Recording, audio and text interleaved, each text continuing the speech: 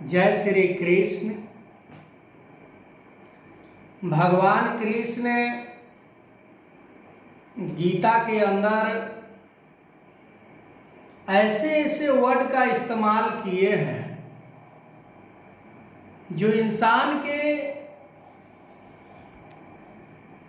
जीवन में यदि उतर जाए तो जीवन सफल हो सकता है।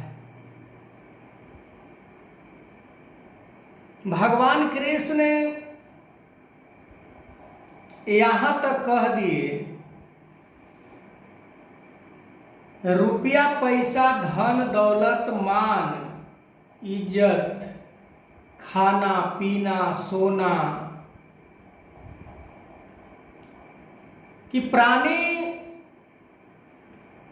इन्हीं चीजों में अपना पूरा जीवन खपा देता है, पर वो अपना स्वरूप को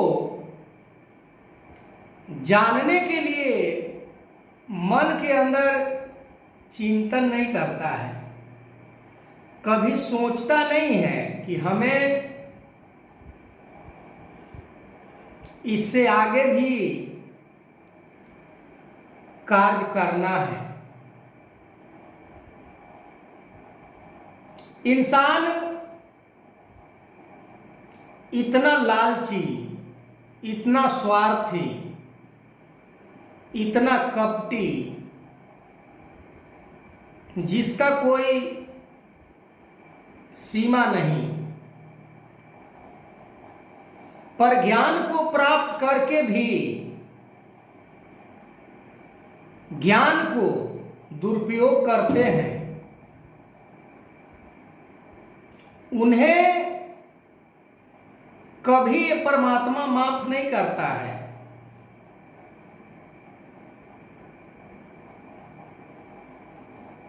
वासना के, कामना के वेग में आतुर होकर वो कौन सा कर्म नहीं करता है, केवल इसलिए कि इन चीजों से हमारा लाभ हो। पर ये लाभ कितने समय तक, कितने दिनों तक, हम संसार के पदार्थों से कितने दिन तक लाभ उठा सकते हैं, हम इसे कितने दिनों तक रख सकते हैं, ये शायद हम कभी सोचे ही नहीं। चलिए हम बात कर लेते हैं पैसे का, चलिए हम बात कर लेते हैं इज्जत का, चलिए हम बात कर लेते हैं मान का, चलिए हम बात कर लेते हैं इमारत बंगले अटारी का। क्या ये हमारे साथ जाते हैं? इसके लिए, इसके प्राप्ति के लिए हम क्या नहीं करते हैं? हम कभी सोचते भी नहीं हैं कि ये हम क्या कर रहे हैं। समय के सतगुरु यही बात आज भी समझा रहे हैं कि जिन जिन चीजों से तुम्हें संसार में बाधा उत्पन्न हो सकता है, वो चीज हमें समर्पित कर दो। पर क्या हम समर्पित किए? नहीं।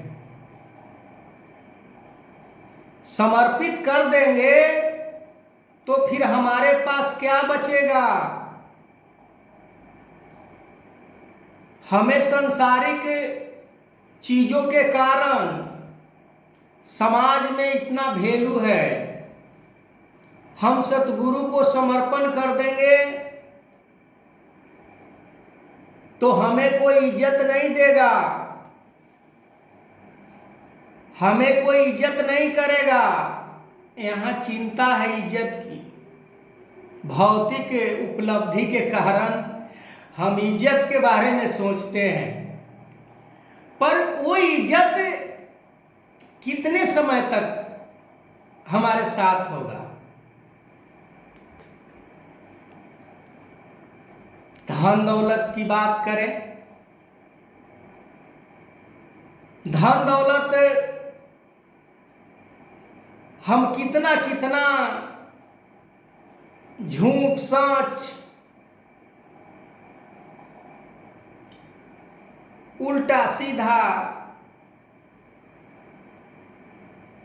किसी भी कार्य को करके हमें प्राप्त हो जाए। अरे भाई, ये सभी पदार्थ हम जान रहे हैं कि नाशवान है, तो फिर इसके लिए हम इतना कुकर्म क्यों करते हैं? किसी को इतना पीड़ा क्यों देते हैं? किसी के साथ हम बदसलूकी क्यों करते हैं? एक हमारे संत थे, वो अपने विचार में हर समय इस वर्ड को इस्तेमाल करते थे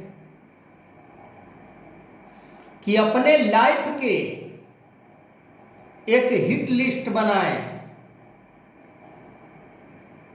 और उस हिट लिस्ट के अंदर हमें जो जो भी किसी से भी कोई परेशानी है, दिक्कत है, वो चीज को हम उसमें दर्ज करें। उसके बाद हम एक एक कर को उसे लॉस करें। उदाहरण स्वरूप, कोई हमसे पैसा लिया,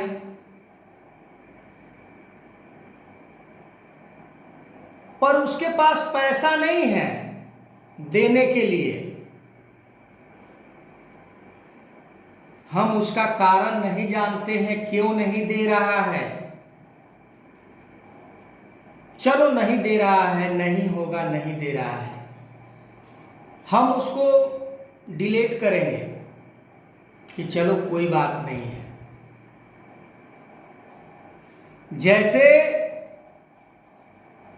सपेरा जो होता है,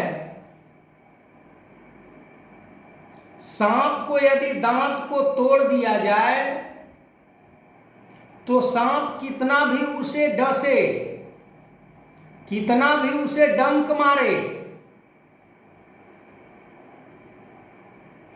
उसका विष उस सपेरे के अंदर नहीं प्रवेश करता है। ठीक उसी प्रकार कामना रहित, इच्छा रहित, स्वार्थ रहित, घृणा रहित, द्वेष रहित, अहंकार रहित जब कोई प्राणी, मनुष्य इसके साथ अपना रिश्ता जरूरत से अधिक नहीं रखता है, तो उन्हीं सांप के दांत के जैसे वो संसार के विषयों को त्याग कर देता है और वो संसार में ऐसा जीवन जीता है कि संसार के किसी भी पदार्थ से वो विचलित नहीं होता, वो संसार की चीजों से वो मोह जाल में नहीं फंसता, वो एक निडर हो जाता है, वो माया से निर्लेप हो जाता है। फिर उसका रिश्ता परमात्मा से जुड़ जाता है, उसका रिश्ता भगवान से जुड़ जाता है। हरि जो व्याप्त परमात्मा है, ऐसे परमात्मा से रिश्ता जोड़कर संसार में जीवन जीने वाले लोग बहुत कम ही मिलते हैं। तो आगे मैं इस वीडियो को कंटिन्यू करूंगा। तब तक के लिए जय श्री कृष्ण।